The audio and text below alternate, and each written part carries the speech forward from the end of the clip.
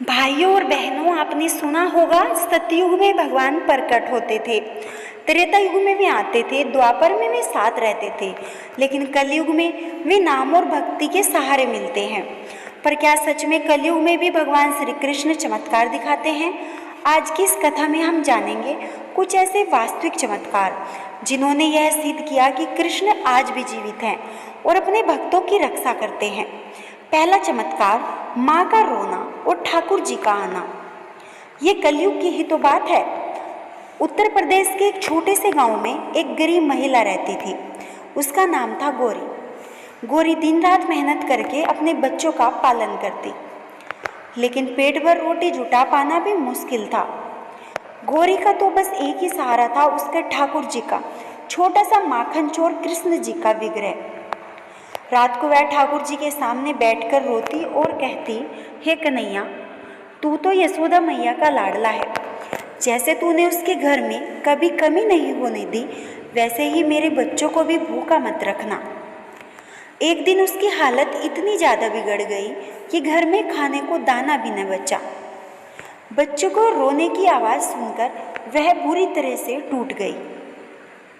आंखों में आंसू भरकर बोली, कृष्णा, अगर तू सच में जीवित है तो आज मेरी लाज रख ले। और तभी दरवाजे पर दस्तक हुई। गौरी बाहर निकली तो देखा एक ग्वाला दूध और दही की मटकी लेकर खड़ा था। उसने कहा, माँ, यह सब कन्हैया ने भेजा है। गौरी ने पूछा, कौन कन्हैया? ग्वाले ने मुस्कुराते हुए कहा, वही जो नंदगांव में माखन चुराता था, वही जिसने गीता सुनाई थी, वही तुम्हारा लाडला ठाकुर। इतना कहकर वह चला गया। गौरी भागकर बच्चों को खाना खिलाने लगी। जब बाद में वह ग्वाले को खोजने निकली तो कोई नहीं मिला। उस दिन से गांव में यह कथा फैल गई कि स्वयं श्री कृष्ण गौरी के घर आए थे। दूसरा चमत्कार देख लो, कलयुग का ही है। यात्रा में बचाओ। कहते हैं एक बार एक कृष्ण भक्त ब्रिज की यात्रा कर रहा था। रात का समय था, जंगल सुनसान और डाकुओं से भरा था। अचानक से कुछ लुटेरे उसके सामने आ गए। भक्त ने डरते हुए मन ही मन पुकारा, हे नंदलाल, रक्षा करो। तभी चारों ओर से बांसुरी की मधुर धुन गूंजने लगी। लुटेरे चौंक कर इधर उधर देखने लगे, पर कोई न दिखा। डर कर वे सब भाग गए। भक्त ने देखा सामने चमकती मूर्ति की तरह श्री कृष्ण खड़े हैं और धीरे धीरे ओझल हो गए। कलयुग में एक प्रसिद्ध घटना और भी है। यह घटना है दक्षिण भारत के एक गांव में कृष्ण मंदिर में रोज प्रसाद चढ़ाया जाता था। एक दिन अचानक प्रसाद बार बार कम पड़ने लगा। पुजारी ने ध्यान से देखा तो पाया कि आधी रात को स्वयं कृष्ण बाल रूप में आते हैं और प्रसाद खा जाते हैं। जब भक्तों ने विश्वास नहीं किया तो अगली रात मंदिर के अंदर ताले लगाए गए। सुबह जब दरवाज़ा खोला तो वो ताले टूटे नहीं थे, लेकिन प्रसाद गायब था और थाली पर छोटे छोटे बालक के पैरों के निशान पड़े थे। यह देखकर गांव के लोग रो पड़े और कहने लगे, वह द्वापर का नंदलाल आज भी हमारे बीच है। भाइयों और बहनों, यह कथाएं हमें सिखाती है कि भगवान कृष्ण कभी अपने भक्तों को अकेला नहीं छोड़ते। द्वापर में उन्होंने गीता का संदेश दिया और कलयुग में वह भक्ति के सहारे हर जगह उपस्थित हैं। कभी किसी गरीब की भूख मिटाकर, कभी संकट से निकलकर, तो कभी मंदिरों में अपने चमत्कार दिखाकर। आज भी श्री कृष्ण जीवित हैं और हमारे हृदय में ही वास करते हैं। इसलिए एक बात हमेशा याद रखें, जहाँ सच्ची श्रद्धा और भक्ति होती है, वहाँ स्वयं श्री कृष्ण प्रकट हो जाते हैं। आपने अक्सर सुना होगा कि कलयुग में भगवान अपने भक्तों के सामने सीधे नहीं आते, लेकिन क्या सच में ऐसा है? क्या कलयुग में भी श्री कृष्ण अपने भक्तों की सहायता करते हैं?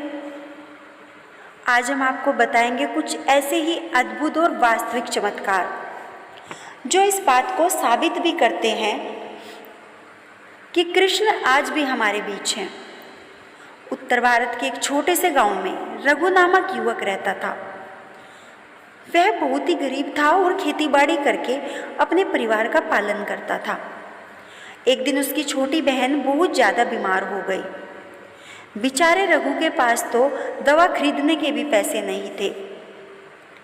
रात को रघु बहुत चिंतित होकर सोया। सपने में उसे कृष्ण बाल रूप में दिखाई दिए। कृष्ण ने हंसते हुए कहा, रघु चिंता मत कर, सुबह उठो और मंदिर जा, वहाँ तुम्हें सब कुछ मिलेगा। रघु सुबह मंदिर गया। मंदिर में उसे एक अज्ञात व्यक्ति मिला जिसने उसे दवा और खाने का सामान दे दिया। रघु को तो समझ ही नहीं आया कि वही कृष्ण थे जिन्होंने उसका मार्गदर्शन किया।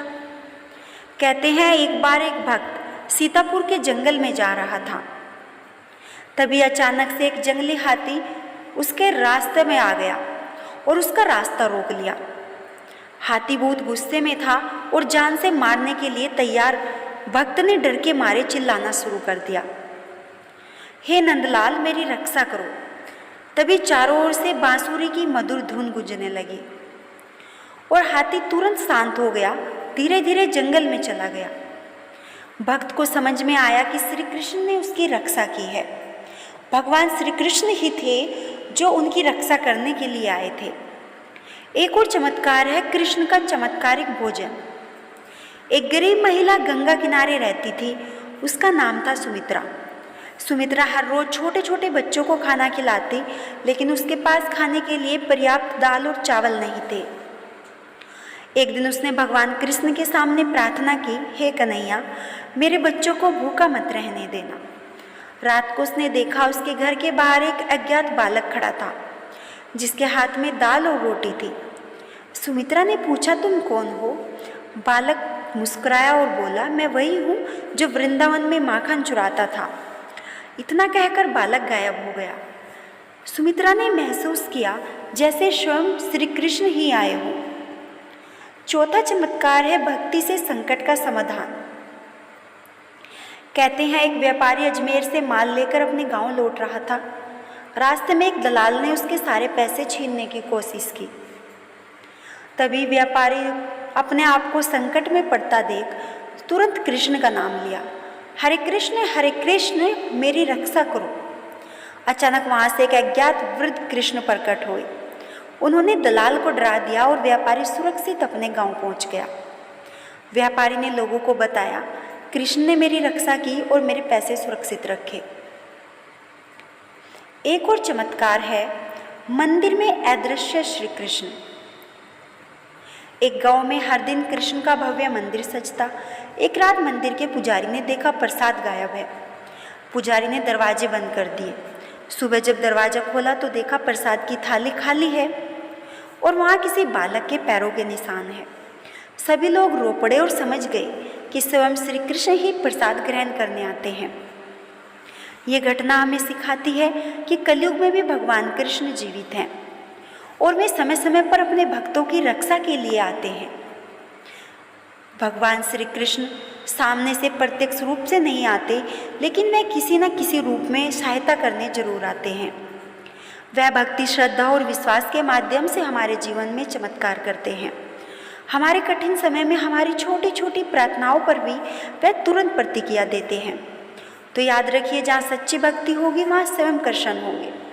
आज हमने देखा कलयुग में कृष्ण अपने भक्तों के साथ हैं, सपनों में प्रकट होकर, संकट से बचाकर और अपने चमत्कार दिखाकर। भाइयों और बहनों, अगर आप भी अपने जीवन में कृष्ण के चमत्कार देखना चाहते हैं तो सच्ची भक्ति, प्रेम और श्रद्धा अपने हृदय में रखिए। और अगर आपको ये कथाएं अच्छी लगी हैं तो आप वीडियो को लाइक और शेयर करें और ऐसी ही कथाएं सुनने के लिए हमारे चैनल को सब्सक्राइब करें और कमेंट में जय श्री कृष्ण जरूर लिखें। जय श्री कृष्ण।